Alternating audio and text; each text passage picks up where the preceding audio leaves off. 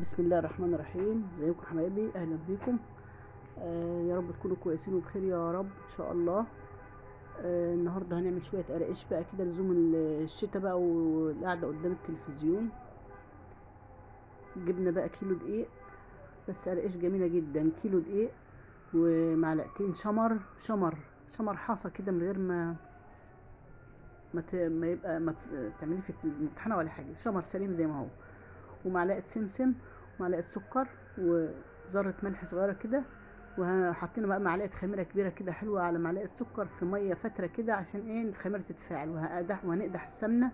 وبعد ما قدحنا السمنه بقى كده تعملي فيها الحركه دي، قشرة برتقانة وتحطيها فيها بعد ما السمنة تقدح. دي سمنة بقى بقري عشان كده ايه غامقة، بقري.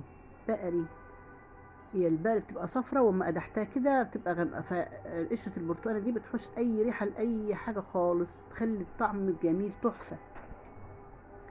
انا بقى بحط بعد ما السمنة تقدح بحطها على الدقيق كده وهي سخنة نار كده مولعة، وبعد كده بقى ايه بفرك في الدقيق بقى لحد ما مع السمنة كده لحد ما يشرب خالص ويبقى ايه يبرد خالص كده تمام، يعني يبقى إيه يعني ايدك تستحمله كده، تبدأي تحطي اللبن وتعجني. نكمل بقية السمنة، وسيبنا بقى شوية سمنة وشوية دقيق، ربما نعوز سمنة أو دقيق.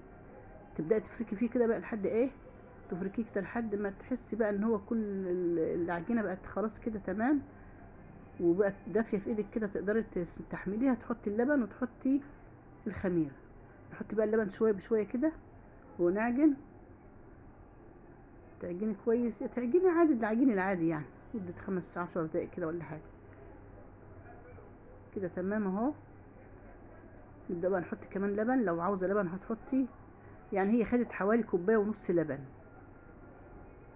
الخميرة بعد ما تفعلت خالص خالص هي سبتها لما نفس الطريقة كده، تحطي بقى الخميرة الآخر خالص عشان ما تتحطش على العجين وهو سخن. هتعجني بقى خالص لحد ما العجينة تبقى في ايدك ناعمة وحلوة زي الحرير كده بالظبط. خلاص اهي. الشمر بقى خلي بالكم ان فيها شمر، انا بحب الشمر، مش عاوز تحطيه ما تحطوش، بس انا بحبه في الشمر في القرص. كده بقى شكلنا العجينة اهي نفس الشكل ده كده اهو. انا بقى يا جماعة بحبها رقيقة مش تخينة، عاوزين تعملوها تخينة براحتكم، لكن انا بقول لكم على طريقتي دي وبنحبها رقيقة كده، تبقى هشة كده وحلوة وبتدوب في البق كده. تخينة برضو حلوة، انا برضو هعمل تخين ورقيق، بس انا بحبها الرفيعة كده الرقيقة دي.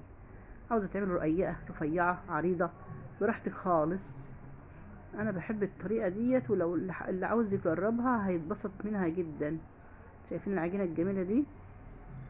خلي بالكم السمنة مغمقة العجينة شوية لانها بقري، وقدحتها انا بقدح السمنة للقرص عشان بتدي كده يعني الخطوة اللي انا عملتها دي، قدح السمنة دي واحطها على الدقيق كده وهي سخنة كده، بتخلي طعم القرص حلوة وطعمة، تبقى فيها طعامة كده. شفت دي بقى؟